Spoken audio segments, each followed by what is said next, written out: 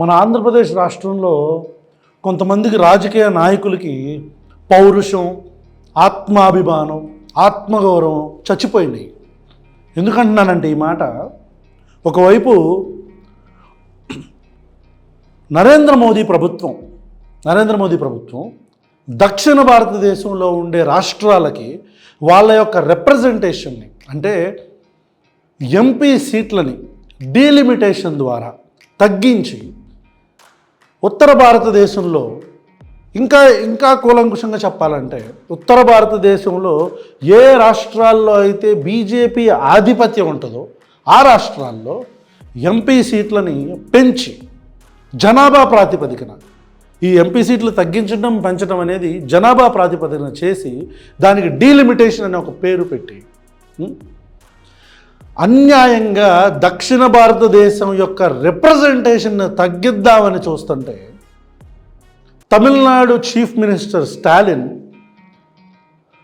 అన్ని రాష్ట్రాల ముఖ్యమంత్రుల్ని, దక్షిణ భారతదేశంలో ఉండే అన్ని రాష్ట్రాల ముఖ్యమంత్రుల్ని అండ్ కొంచెం ఇన్ఫ్లుయెన్షియల్ పొలిటికల్ పర్సనాలిటీస్ని, ప్రతిపక్ష నాయకుల్ని అందరినీ పిలిచి ఒక జాయింట్ యాక్షన్ కమిటీని, జేఏసీ జాయింట్ యాక్షన్ కమిటీని మనం ఫామ్ చేద్దాం, మీరు రండి అని చెప్పని తెలంగాణ ముఖ్యమంత్రి, తమిళనాడు ముఖ్యమంత్రి, కేరళ ముఖ్యమంత్రి పినరయి విజయన్, కర్ణాటక ముఖ్యమంత్రి అండ్ అలాంగ్ విత్, అంటే కన్నడ నుంచి రిప్రజెంటేషన్కి మన కన్నడ ముఖ్యమంత్రి, తెలంగాణ ముఖ్యమంత్రి రేవంత్ రెడ్డి, వీళ్ళందరినీ కూడా పిలిచి ఆంధ్రప్రదేశ్ నుంచి కూడా పవన్ కళ్యాణ్కి లేఖ ఇచ్చారు. అయితే మనం మైకుల ముందు ఓదరగొట్టి నేను అది చేస్తా, నేను ఇది చేస్తా అని చెప్పే మనకు పౌరుషాలు, మనకు ఆత్మాభిమానాలు, ఆత్మగౌరవాలు ఉండవు కదా. మనం వెళ్ళకుండా ఏం చేసాం, మనం ఏం చేసాం, రిప్రజెంటేషన్ ఇవ్వకుండా లెటర్ ఏముందనేది ఆయన ఒక లెటర్ పంపించాడు జనసేన తరపు నుంచి, అదేంటనేది నేను చెప్తాను మీకు. అయితే అసలు ఫస్ట్ ప్రజలకి డీలిమిటేషన్ ఎందుకు జరుగుతుంది ఏంటనేది మీకు తెలియాలి.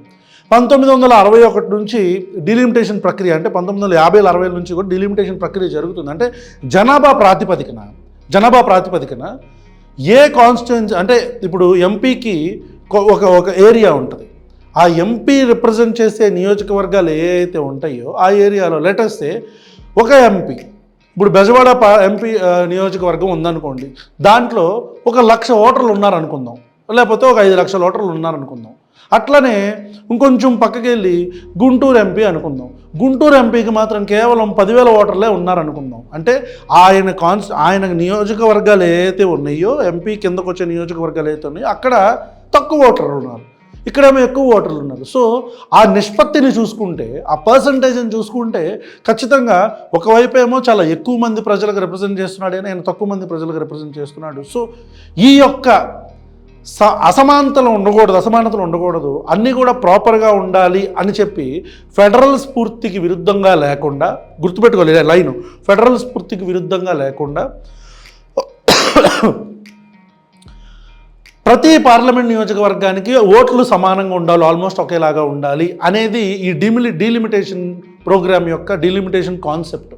ఇది పార్లమెంట్ నియోజకవర్గాలే కాదు, అసెంబ్లీ నియోజకవర్గాలకు కూడా వర్తిస్తుంది, అంటే అసెంబ్లీస్కి కూడా. అయితే ఈ డీలిమిటేషన్ తీసుకుంటే మేజర్, అంటే దేన్ని ప్రాతిపదికని తీసుకుంటుంది అంటే జనాభాని ప్రాతిపదికన. సో జనాభాని ప్రాతిపదికగా తీసుకోవాలంటే జనాభాని లెక్కేయాలి కదా. సో పాపులేషన్ కౌంట్ అనేది జరగాలి. అయితే 2000 లాస్ట్గా మనకి పాపులేషన్ సెన్సస్ అనేది, కౌంట్ అనేది ఎప్పుడు జరిగింది అంటే, ఈ జనాభా గణన ఎప్పుడు జరిగింది అంటే 2011 లాస్ట్. కాంగ్రెస్ ప్రభుత్వంతో ఈ జనాభాని కౌంట్ చేసే ప్రక్రియ ఆగిపోయింది. 2021లో చేయాలి, కోవిడ్ అని ఒక సాకు చెప్పారు. 2021 తర్వాత ఎక్కడా కూడా 2021 తర్వాత మళ్ళీ ఆ కౌంట్ అనేది ఎప్పుడు జరగల, అంటే జనగణన అనేది ఎప్పుడు జరగల. ఎందుకు జరగలేదు అంటే కారణాలు ఉన్నాయి. భారతీయ జనతా పార్టీకి ఇప్పుడు దాన్ని ఒకవేళ చేస్తే, దాని ప్రకారంగా 2000 అంటే డీలిమిటేషన్ ప్రాసెస్ ఒకవేళ 2021లో చేస్తే, ఆ నెక్స్ట్ 2031 అంటే 35, 36, 34, 35, 36 టైంకి ఈ డీలిమిటేషన్ అనేది స్టార్ట్ చేయాలి.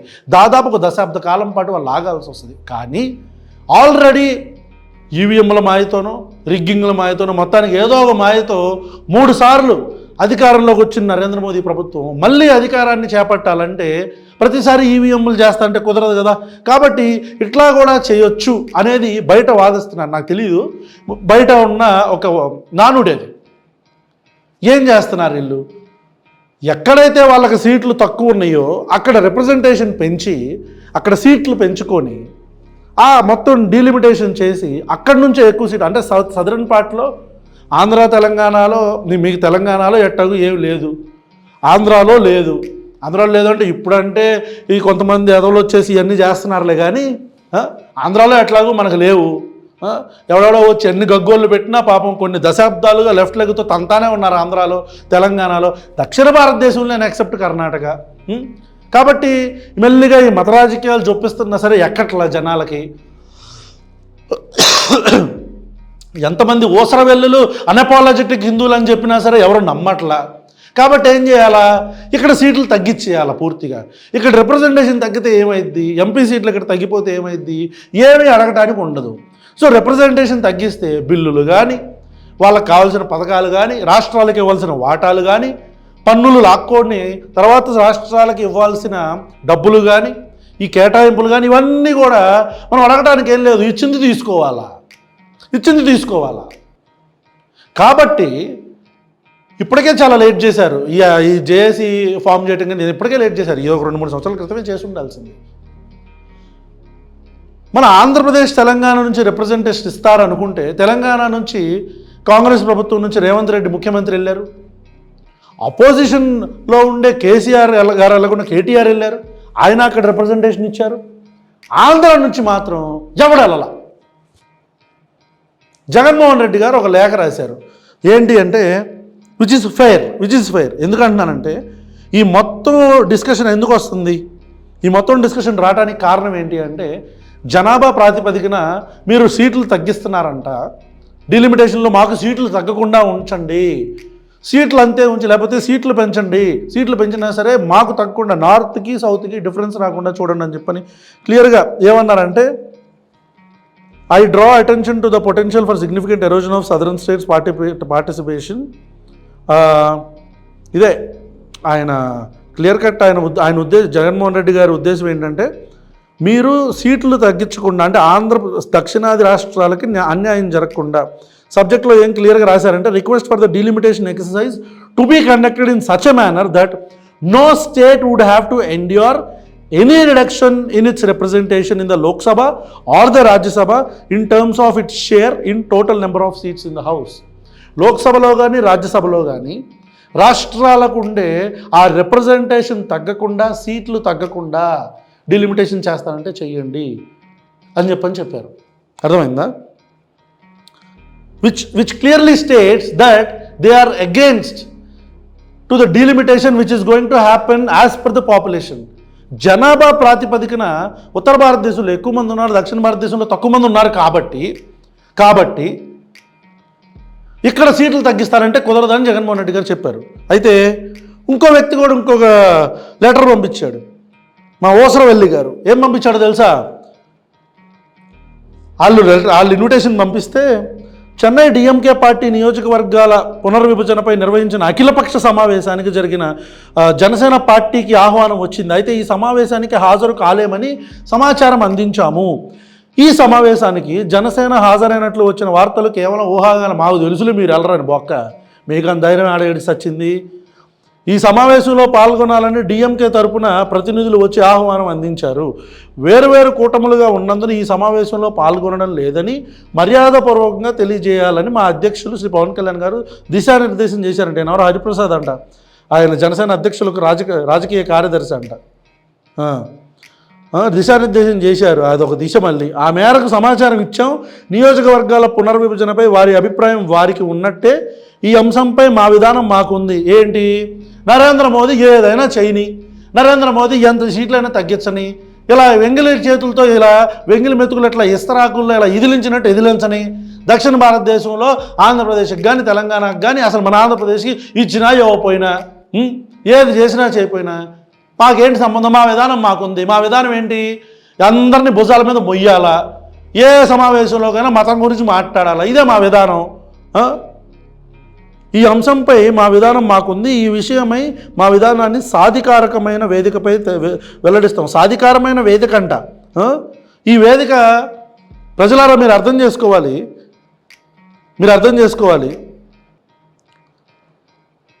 ఇతను పవన్ కళ్యాణ్ అనే వ్యక్తి అంటే ఎంత ఈజీగా మొన్న పెట్టాడు కదా సభలో ఏమన్నాడు, హిందీ గురించి మాట్లాడేసరికి మొత్తం దక్షిణాది రాష్ట్రాలు అన్నీ కూడా ఒక ఆట ఆడుకున్నాయి. పాపం మా కూలీదోళ్ళు పాపం డిఫెండ్ చేసుకోలేక సచ్చారు, మా జెండా కూలీలు. ఆ దెబ్బకి ఇంటర్వ్యూలో చక్కగా మాట మార్చేశాడు. చూడండి ఏమంటాడు అసలు. అంటే హిందీ ఇంపోజిషన్ గురించి మాట్లాడతా చక్కగా India should get integrated more. ఇక See, my feeling is India should get integrated more. We should not get divided on the lines. In fact, we should not get divided on the lines అంట. We should not get divided on the lines. Indians to understand Tamil, ఏనండి, North Indians to get integrated more. We should not get divided on the lines. In fact, I want North Indians to understand Tamil, to North Indians to understand Telugu, North Indians to understand Kannada. చూసారా, దెబ్బకు మాట మారింది, వస్తార వెళ్ళి మాట మార్చేసింది. చూసారా, మీరు అందరూ హిందీ ఎందుకు నేర్చుకోరు అని చెప్పి అన్న ఓసర వెళ్ళి సడన్గా I want north Indians to understand Tamil, Kannada. వాళ్ళు కూడా, మేము కూడా అర్థమవుతుంది సార్ పవన్ కళ్యాణ్ గారు, మాకు హిందీ వచ్చు, మాకు కూడా హిందీ వచ్చు, మేము అర్థం చేసుకున్నాం. కానీ ఇక్కడ మీరు అర్థం చేసుకోమనట్లా ఇంపోజ్ చేస్తానంటున్నారు, హిందీని మీరు నేర్చుకోండి అంటున్నారు. చూసారా ఎంత చక్కగా టెక్నికల్గా టర్మ్స్ని ఎట్లా మాట్లాడుతుందో మా అవసరం వెళ్ళి. పవన్ కళ్యాణ్ గారు, మీరు దక్షిణ భారత రాష్ట్రాలేమో హిందీ నేర్చుకోవాలంటారు, ఉత్తర భారతదేశంలో ఉండే వాళ్ళేమో అర్థం చేసుకోవాలి, అండర్స్టాండ్. అర్థం చేసుకుంటే సరిపోద్దా? ఇంకేమంటుందో చూద్దాం. Certain issues are there. పాపం దెబ్బతలింది, గట్టిగా వేసుకున్నారు. Criteria to have a divisive approach. I said, if 3 language, definitely I agree. Okay, you don't want to impose Hindi, learn some other language. Learn some other language అన్నావా? కానీ only Hindi అంటున్నారుగా, learn some other language అంట. ప్రజలారా చూడండి, మొన్నటిదాకా హిందీ అన్నాడు, దెబ్బకి కింద నుంచి ఫుల్ రిటాలియేషన్ వచ్చేసరికి ప్రతి ఒక్క రాష్ట్రంలో ఆడుకున్నారు. తమిళనాడులో ఏదో గట్టిగా ఆడుకున్నారు. చెప్పాను కదా, మా జెండా కూలేదోళ్ళు పాపం వాళ్ళు డిఫెండ్ చేయలేక చచ్చారు. ఎందుకు అనుకున్నారు డిఫెండ్ చేయడానికి వచ్చింది? ఇంతకుముందు ఇదే పెద్ద మనిషి మాట్లాడిన మాటలు ఏంటి, ఉత్తరాది అహంకారం అని అరిచాడు. చూసారా, గుర్తుందా? ఒకసారి క్లిప్ వేస్తా చూడండి. ఢిల్లీలో ఉన్న సెంట్రల్ లీడర్షిప్ కి ఒక మెసేజ్ చెప్పదలుచుకున్నాం. Respected sirs of BJP and Congress of the national party, sir, we are deeply hurt. You're not able to see our angst, our pain, our agony, our anger, our tears. Maybe we are not within your vicinity as you are in up north and we are in down south. Down south. Maybe that's why we are not able to be in your vicinity. But I, Pawan Kalyan, the president of Janasena Party, representing Seemandra people, I and we, all of us together, we will make sure we will be in your vicinity. We will come into your vicinity. And we will fight for our rights, right, Jai Hind! ఒకసారి వాళ్ళకి అర్థమయ్యేలాగా హిందీ భాషలో చెప్దాం. हम लड़ेंगे,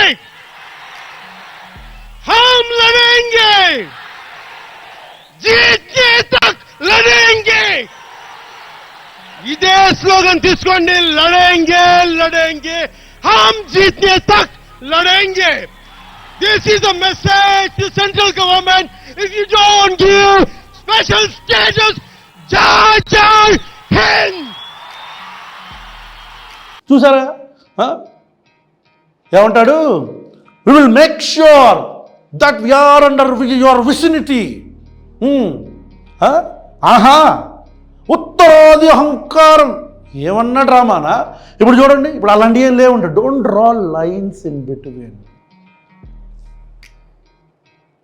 Other Indian language. Even my advice or my approach was to cultural integration. I think North also should look at South Indian languages. That's what my gesture anga illada podu బానే పడింది, గట్టిగా పడినట్టు ఉంది పాపం. kita mattum ade expecting a little too much. See, that is what the democracy is all about. We have to debate, we have to do discourse, we have a dialogue, we should do a lot of deliberations. But blindly dividing on the lines of see, my feeling is India should get Dividing in the lines. Who is dividing in the lines, Mr. Pawan Kalyan? Who is dividing with the lines?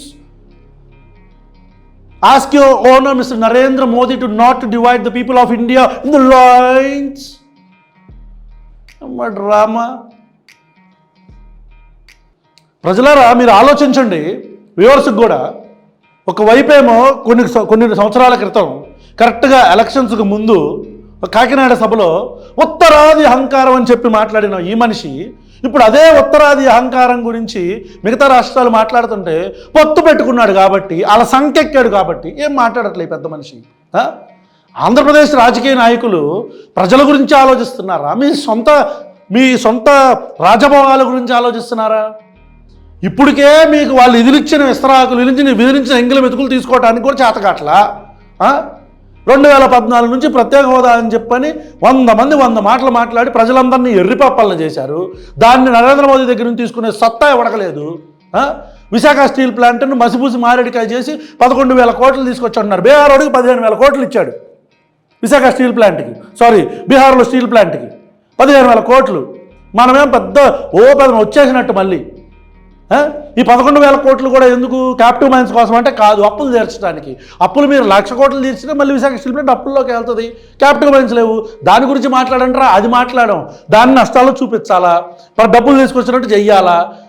Narendra మోదీని మీరు ప్రత్యేక హోదా తీసుకురాలేరు, package తీసుకురాలేరు, Visakha steel plant ప్రైవేటీకరణ ఆపలేరు, ముందేళ్ళ తరహా package తీసుకురాలేరు, AP reorganisation యాక్ట్లో ఉండే హామీలన్నీ మీరు నెరవేర్చలేరు, కేంద్ర ప్రభుత్వాన్ని ఒత్తిడి చేయలేరు. కానీ వాళ్ళ సంఖ్యెక్కేలా, వాళ్ళ సంఖ్యలు వితౌట్ షుగర్ నాకాల మనం. కరెక్ట్గా ఎలక్షన్స్కి ముందు 2019 ఎలక్షన్స్కి ముందు స్టాలిన్ మంచోడు, తమిళనాడు మంచిది, తమిళనాడు లాంటి రాష్ట్రం అదే ఆడుకున్నారు కింద మొన్నటిదాకా. ఊతకొట్టుడు కొట్టారు దెబ్బకి, అన్ని పాతయన్నీ తీసి. అప్పుడు స్టాలిన్ మంచోడు, అప్పుడు తమిళనాడుని చూసి నేర్చుకోవాలి మనం. ఇప్పుడు మాత్రం డోంట్ డివిజివ్ పాలిటిక్స్.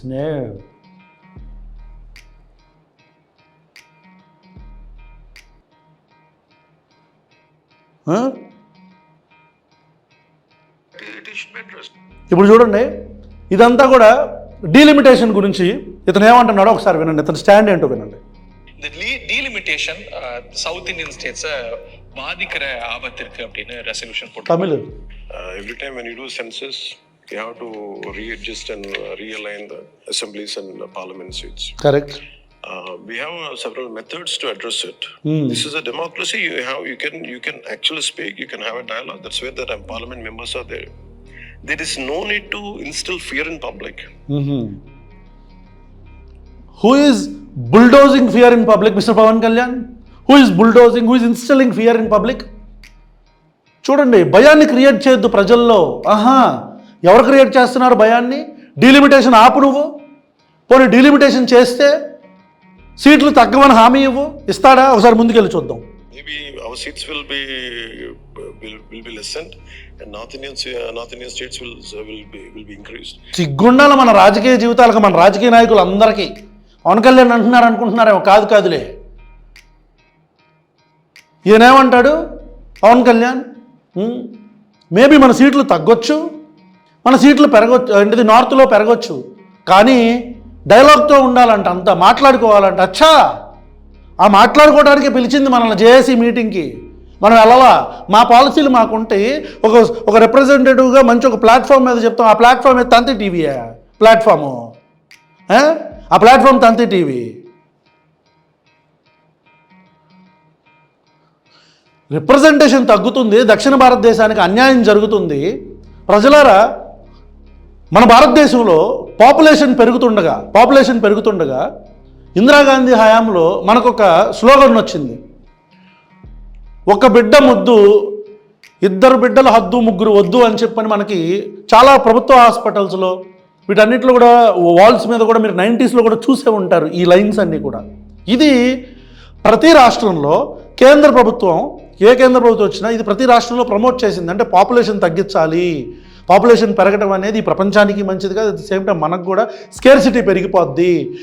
మనకు ఉండే అంటే ఎక్కువ శాతం 60% 70% మంది దగ్గర సంతకాలు పెట్టడం రాని మన భారతదేశంలో లిటరసీ రేట్ చాలా తక్కువగా ఉన్న మన భారతదేశంలో పాపులేషన్ పెరిగితే స్కేర్సిటీ ఈ మొత్తం హంగర్ ఇండెక్స్లు ఇవన్నీ పెరిగిపోతూ ఉంటాయి. గ్లోబల్ హంగర్ ఇండెక్స్ ప్రకారం మనకు చాలా నష్టం వస్తుంది. కాబట్టి జనాభాను తగ్గించిందని కేంద్ర ప్రభుత్వం ప్రవేశపెట్టిన ఒక పాలసీని దక్షిణాది రాష్ట్రాలు ఆంధ్రప్రదేశ్, కర్ణాటక, తమిళనాడు, కేరళ అన్ని రాష్ట్రాలు, తెలంగాణ, అప్పుడు ఉమ్మడి ఆంధ్రప్రదేశ్, మనందరం కూడా ఫర్టిలిటీ రేట్ అని ఒకటి ఉంటుంది, ఫర్టిలిటీ రేట్ అని చెప్పని దాని ప్రకారంగా ఆంధ్రప్రదేశ్ 1.2 1.34% ఉంటే సేమ్ కేరళ కూడా 1.6 అట్లా ఉంది.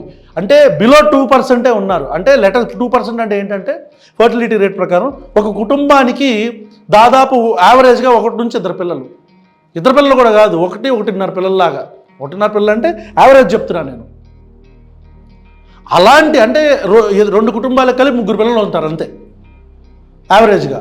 కానీ ఇదే ఫర్టిలిటీ రేటు మీకు బీహార్, మధ్యప్రదేశ్, రాజస్థాన్, ఉత్తరప్రదేశ్, బీహార్, మధ్యప్రదేశ్, రాజస్థాన్, ఉత్తరప్రదేశ్ ఈ 4 రాష్ట్రాల్లో మనకంటే డబుల్ యావరేజ్గా 2 కుటుంబాలకి మనం యావరేజ్గా క్షమించాలి, యావరేజ్గా ఒక కుటుంబానికి 1.5 అనేది మన ఫర్టిలిటీ రేట్ ఉంటే ఈ నార్థన్ స్టేట్స్కి యావరేజ్ 2.7 అంటే డబుల్. మనకు 2 కుటుంబాలకు 3 పిల్లలు ఉంటే అలా 2 కుటుంబాలకు 6, 7, 8 మంది పిల్లలు. ఇట్లాగా వాళ్ళు అంటే కేంద్ర ప్రభుత్వం ప్రవేశపెట్టిన పాలసీని నీతిగా నిజాయితీగా దక్షిణాది రాష్ట్రాలు పాటిస్తే అది పాటించినందుకు గాను మనకిప్పుడు పడుతున్న శిక్ష ఇది. మీకు చెప్తాను చూడండి, ఒక సెన్సస్ చెప్తాను మీకు. 1971 జనాభా ప్రకారం ఆంధ్రప్రదేశ్ పాపులేషన్ అంటే పర్సంటేజ్లో 1971లో థౌజండ్స్లో చూసుకుంటే ఆంధ్రప్రదేశ్ పాపులేషను 5.05% ఉంటే సెన్సస్ 2011 ప్రకారం అది 4.08కి తగ్గింది. కర్ణాటక, తమిళనాడు ఇవన్నీ కూడా, తెలంగాణ అయితే 2.89 ఉన్నది, 2.91 అయితే కర్ణాటక 5.34 ఉన్న పర్సంటేజ్ 5.05కి తగ్గింది. కేరళ 3.89, కేరళ అసలు ట్రెమెండస్ 3.89 అయితే 2.76కి తగ్గింది కేరళ. ఇట్లా ప్రతి రాష్ట్రం, కర్ణాటక తగ్గింది, కేరళ తగ్గింది, ఆంధ్రప్రదేశ్ తగ్గింది, అండమాన్ అండ్ నికోబార్ ఐలాండ్స్ అయితే 0.1% పెరిగింది. అంతే ఇట్లా ప్రతి రాష్ట్రం కూడా తమ జనాభాని తగ్గించుకొని ఈ దేశానికి కాంట్రిబ్యూట్ చేస్తే ఇట్లా ఏమీ ఫాలో అవ్వకుండా తప్పు చేసిన రాష్ట్రాలు ఇప్పుడు లాభపడుతున్నాయి. ఎక్కువ ట్యాక్సులు కట్టేదేమో దక్షిణ భారతదేశం, ఎక్కువ ట్యాక్సులు కట్టేదేమో మన రాష్ట్రాలు, రిప్రజెంటేషన్ మాత్రం ఆ నార్త్ ఇండియన్స్. ఎక్కువ ట్యాక్సులు కట్టేది మనం, ఎక్కువ పథకాలు, ఎక్కువ రిలీజ్ చేసేది, మొత్తం నిధులు రిలీజ్ చేసేది మాత్రం నార్త్ ఇండియన్ స్టేట్స్కి. ఆంధ్రప్రదేశ్ అమరావతికి 2014 నుంచి 19 దాకా 2,500 కోట్లు ఇస్తే ముష్టి పడేస్తే భారతీయ జనతా పార్టీ అడిగే నాదులు లేడు, దిక్కు లేదు. 2018లో చంద్రబాబు నాయుడు గారు బయటకు వచ్చి ఫైట్ చేశారు. ఇంకప్పుడు ఫైట్ చేస్తే ఏముంది? అదే స్పాన్లో 2018 నుంచి 19 స్పాన్లో, 14 నుంచి 19 స్పాన్లో అహ్మదాబాద్ కన్వెన్షన్ సెంటర్ కట్టుకోవడానికి 25,000 కోట్లు ఇచ్చారు.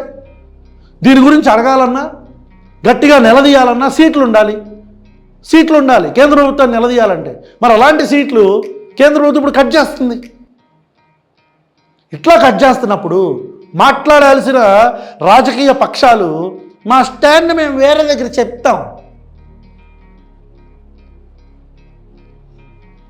మన రాజకీయ బతుకులకి సిగ్గుండాలి, మన ఊసరవెల్లి బతుకులకి. ఒకప్పుడేమో ఉత్తరాది అహంకారం, ఇప్పుడేమో don't divide the states within the lines. Anyways, April 11వ తారీఖున అనుకుంటా రేవంత్ రెడ్డి గారు ఇక్కడ తెలంగాణలో కూడా ఈ సభ పెడతానని చెప్పని అంటున్నారు. Thank you so much KTR గారు, వైఎస్ జగన్మోహన్ రెడ్డి గారు, రేవంత్ రెడ్డి గారు, మీరు ఆయన కూడా వెళ్ళారు, అక్కడ మాట్లాడారు. అండ్ దెన్ కర్ణాటక ముఖ్యమంత్రి, వీళ్ళందరూ కూడా, శివకుమార్ గారు, పినరయి విజయన్, వీళ్ళందరూ కూడా వెళ్ళారు. Thank you so much to all the chief ministers who are representing the southern part of India, who are very brave enough to fight against Narendra Modi's fascist rule. Andhra Pradesh వాళ్ళకైతే చీము నెత్తురు అని చచ్చిపోయినలే. Thank you.